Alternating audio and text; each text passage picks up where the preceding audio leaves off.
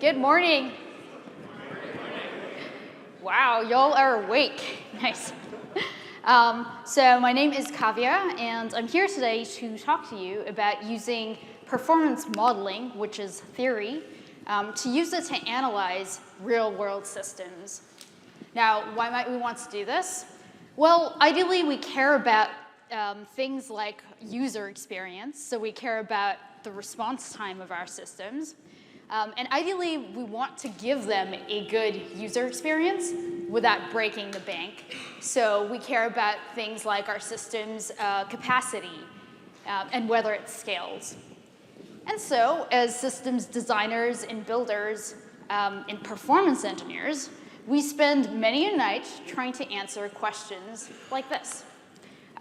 We have questions about our system's performance. How much additional load can the system support? What's the impact of a change in optimization we make? How does it affect our end user response time? We have questions about our system's capacity. How many additional servers do we need? Are we over-provisioned? Does this seem familiar? How many people here have spent many a night trying to answer questions like this? Great, just about everybody. And so, there are a few standard approaches we take to try and answer these questions. The first is what I like to call the #YOLO method, where you try something and cross your fingers and hope it works. We've all been here, no shame.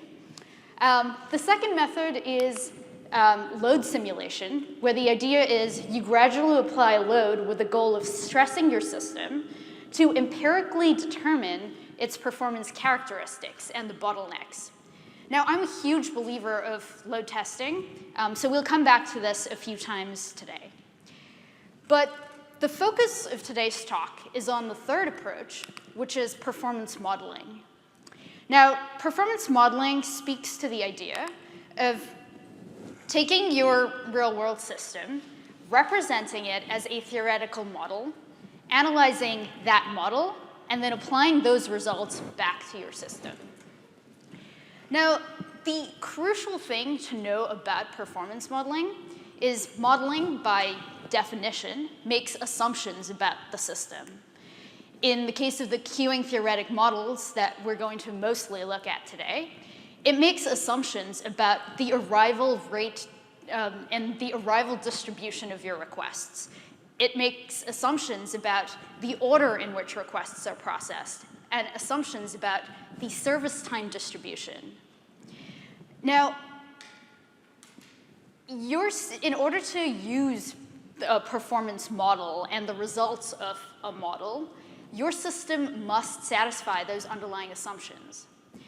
If it doesn't, you might still be able to leverage the results in some way, but you cannot apply the model to it blindly. Okay, so today we're going to use performance modeling to try and answer questions about our system's performance and its capacity.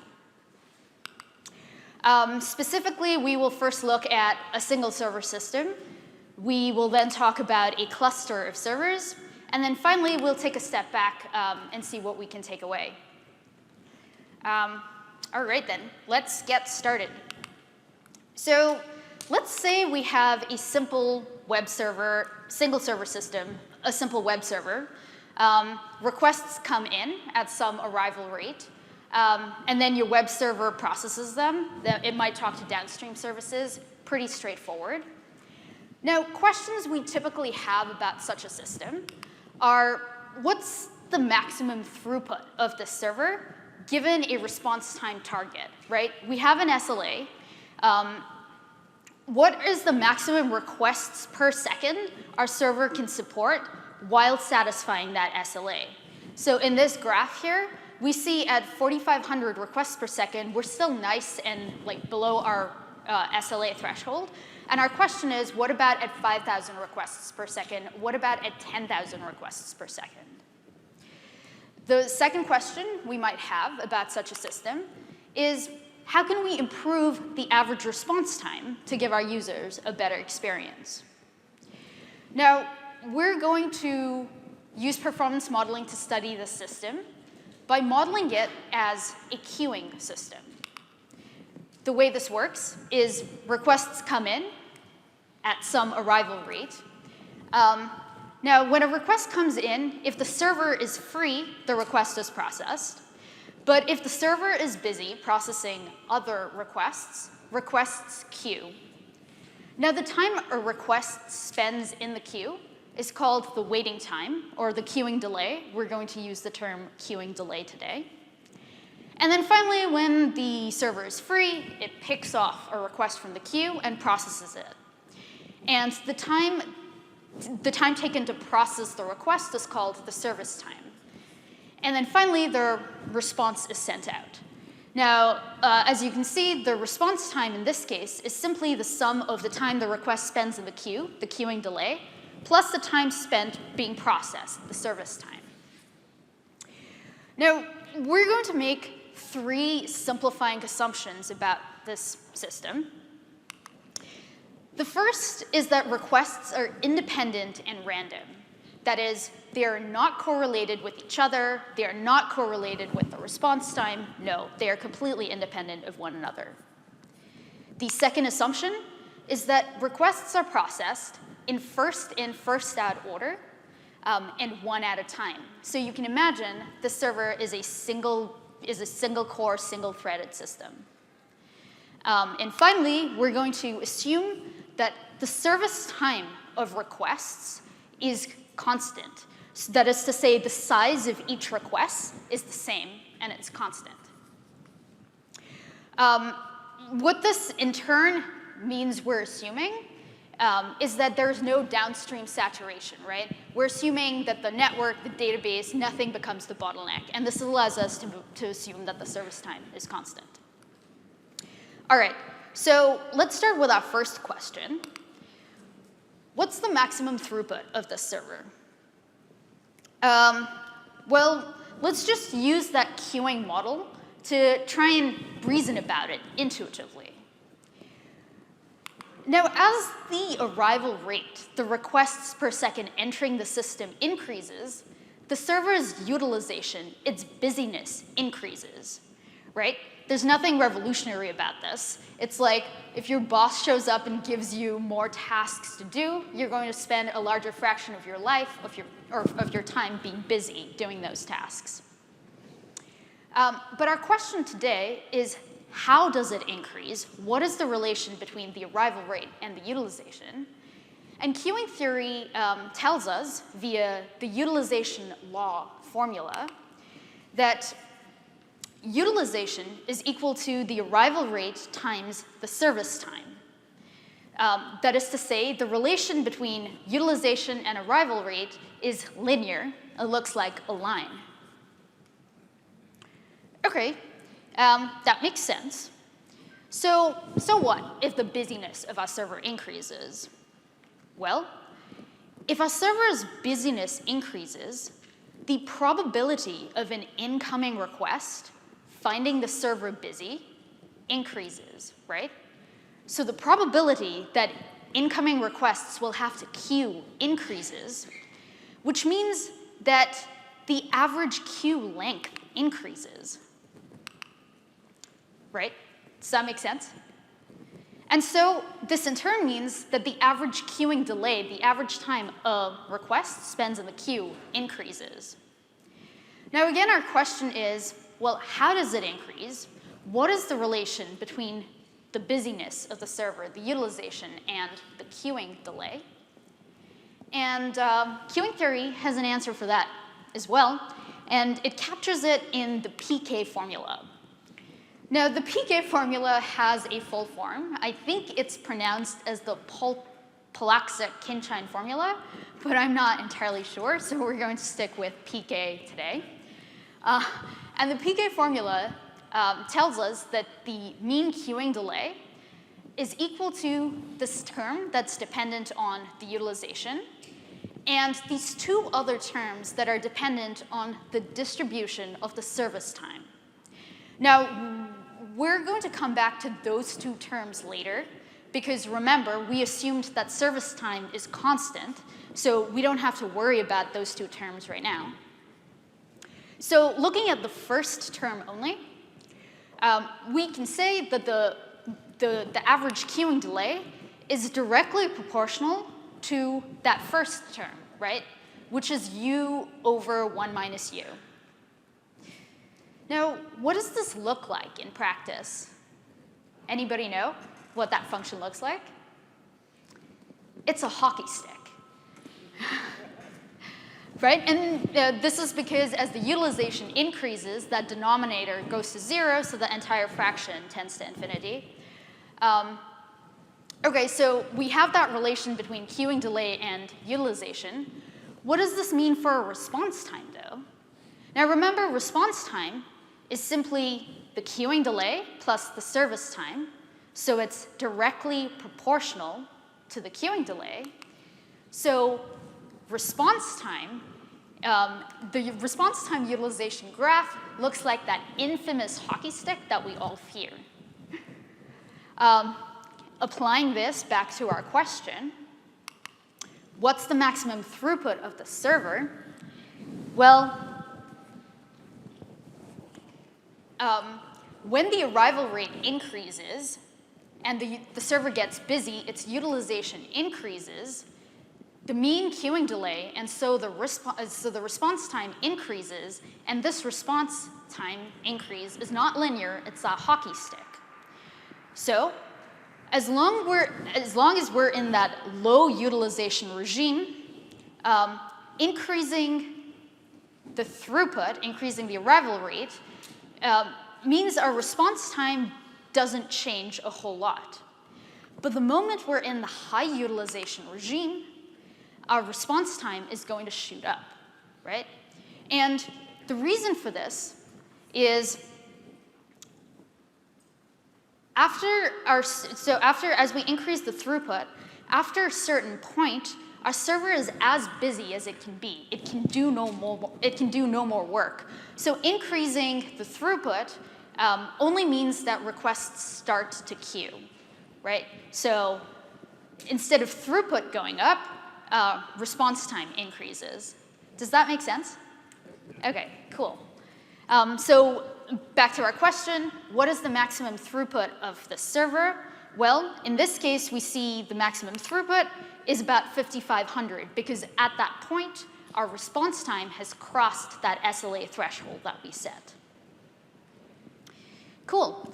So that's our first question. Moving on to our second question, how can we improve the average response time? Well, we saw that response time got worse as queuing delay increased. So can we just prevent requests from queuing too long? Basically control that queuing delay? Seems like a reasonable idea. In fact, we already do this in practice, right?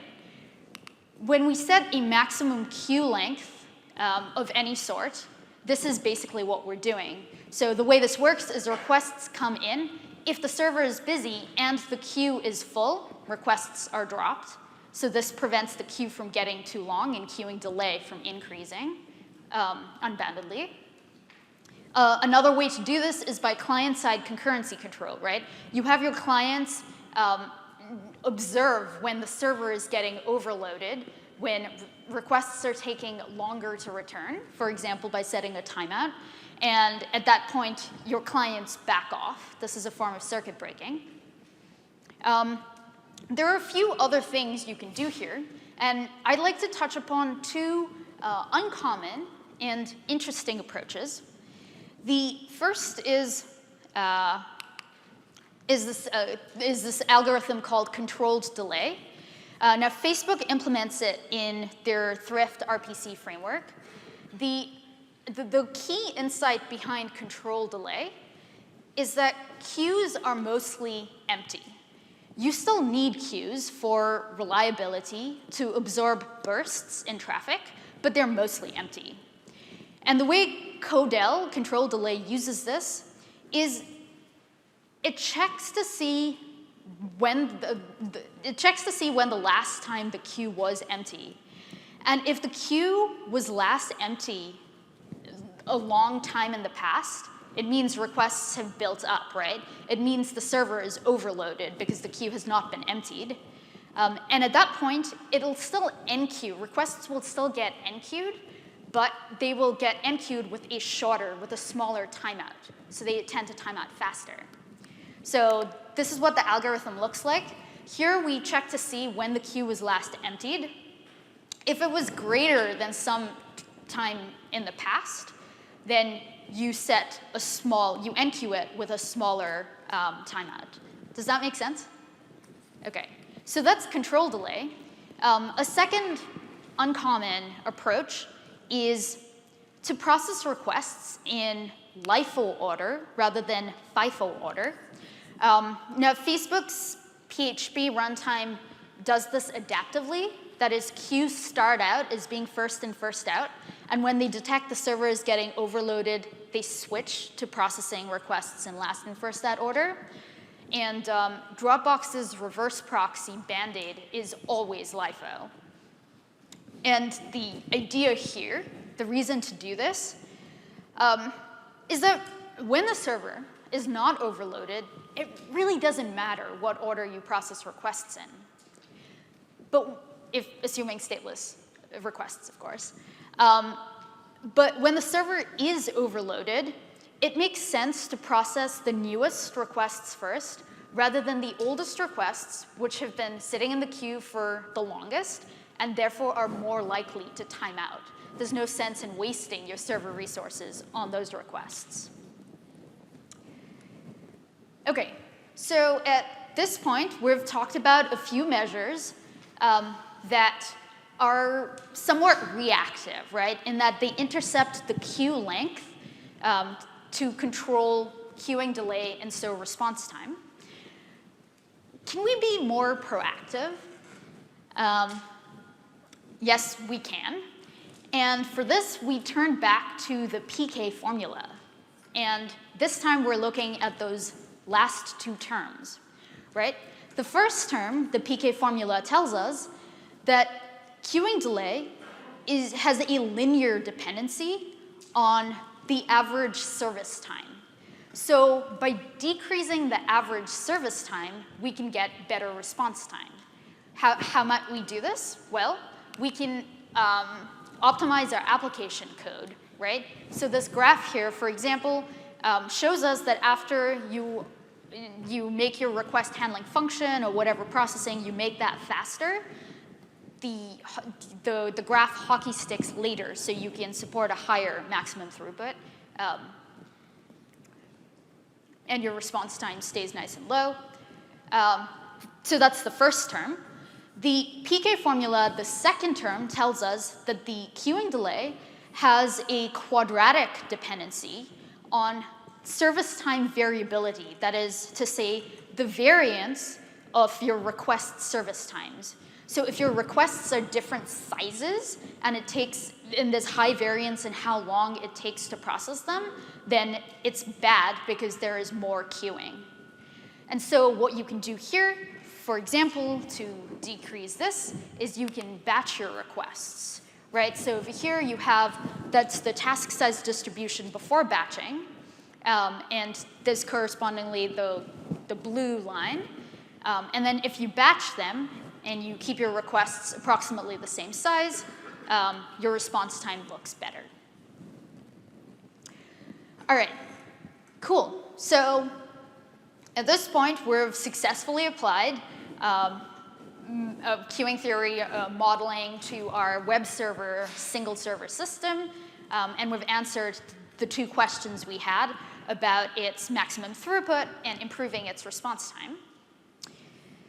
Now, question, do all single server systems look like web servers? No. Here's another example. Say this time you are an IoT company, okay? So you have some number of sensors out in the field, say they're temperature sensors, that measure temperature and periodically upload data to your back-end system sitting in the cloud. Now here, say that the code on your sensors might look like this. They upload a batch of data, And they do this synchronously, so they send it to the backend, they wait for an acknowledgement, and once they get that response, they sleep for some sleep time. This is to preserve power on these low-power devices, right? So they sleep for some time, and then they wake up and they upload the next batch of data, okay? Pretty simple. Now, this question is, can we use the model we used to analyze the web server? Can we use that model to analyze this system? What do you think? No.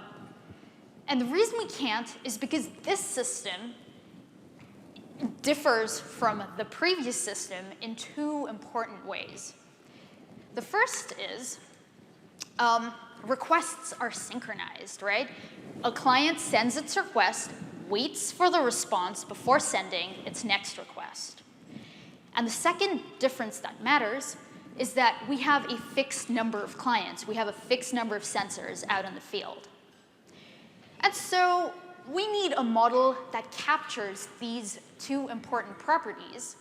So the queuing theory model for such a system looks like this, right?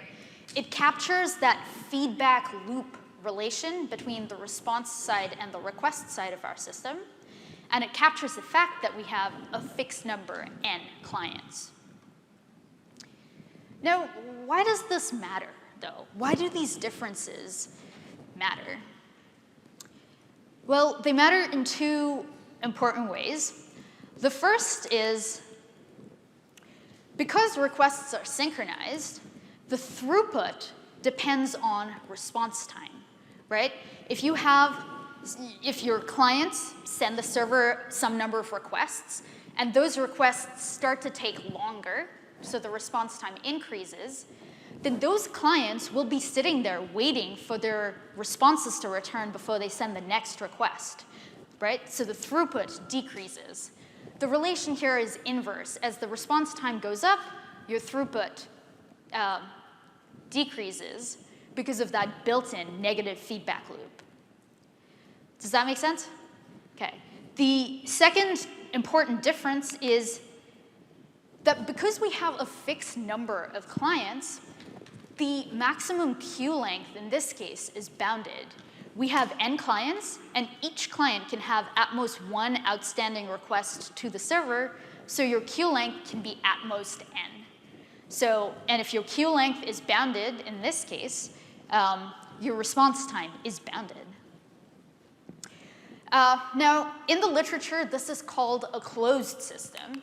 And as you can see, it's super different from the open system model we looked at before. So our question again is, well, for such a system, what is the response time versus load? What does that graph look like? What is that relation? And first things first, the assumptions we need to make, or the simplifying assumptions we will make. The first is that the sleep time, called the think time in the literature, that this is constant. That is to say, all the sensors, they sleep for the same fixed amount of time between requests. As before, we're going to assume that requests are processed in first in, first out order and one at a time, and that the service time of requests is constant. Okay. All right, so our question is response time versus load, right? So in this system, to increase the load on the system, we are going to increase the number of clients, okay? Because when the number of clients increases and each has one request, the number of requests to the server, the load on the server increases. And like earlier, as the number of clients and so the load increases, throughput increases up to a point, right, as long as we're in the low utilization regime. After that, once we're in the high utilization regime, increasing the number of clients only increases the queuing. And so throughput doesn't increase anymore, throughput flatlines. So that's what our graph looks like.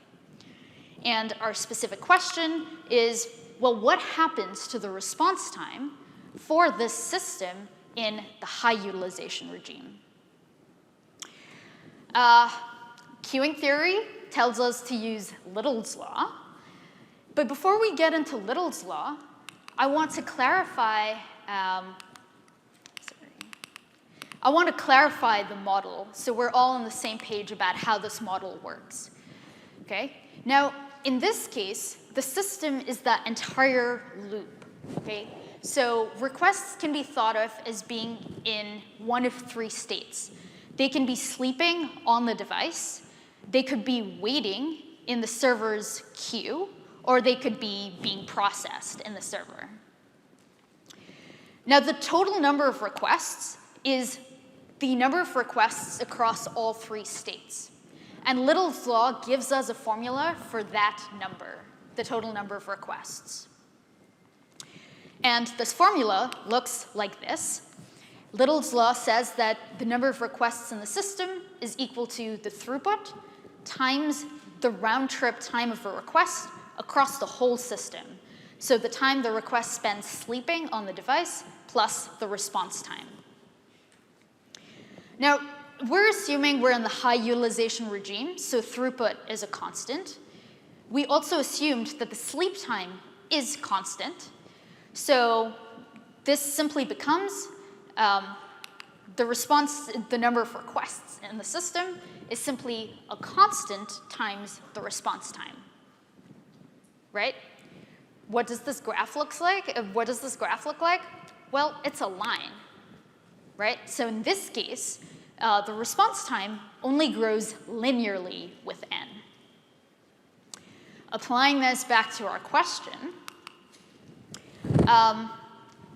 when we increase the number of clients, and we're in the low utilization regime, response time stays about the same. And once we're in the high utilization regime, response time grows linearly with n. So that in the graph, so for a closed system, this is what the response time, number of clients graph looks like. Does this make sense? Maybe? Cool. Okay. Now notice that this is super different than the corresponding graph for an open system, which looked like this, right?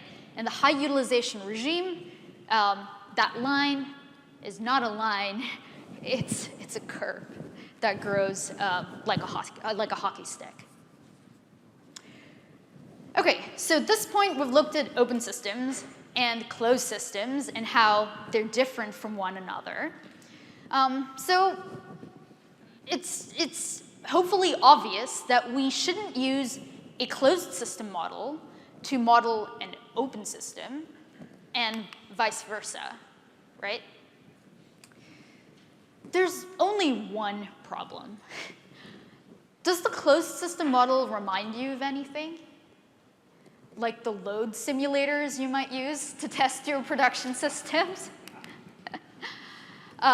So the way load simulators work, right, is that there's some fixed number of virtual clients or virtual users that you crank up between runs of your load tests, and they send requests to the production system one at a time. You can, in some systems, you can configure a sleep time between each client's requests. It's a closed system, but your production system may not be a closed system. Okay, and this is important to keep in mind because you can still use your load simulation, but you need to be aware and wary of the differences, right? Your load simulation results might predict lower response times than you see in your actual system. Closed systems tend to show better tolerance to the variability or the variance in request sizes. Closed systems and open systems behave very differently under different scheduling policies. And there are other differences. Is there anything we can do about it? The answer is yes. The workarounds are somewhat involved, so we won't go into the details today, but if you have questions, talk to me later. There are also a couple of neat papers on the subject that I encourage checking out if you're interested.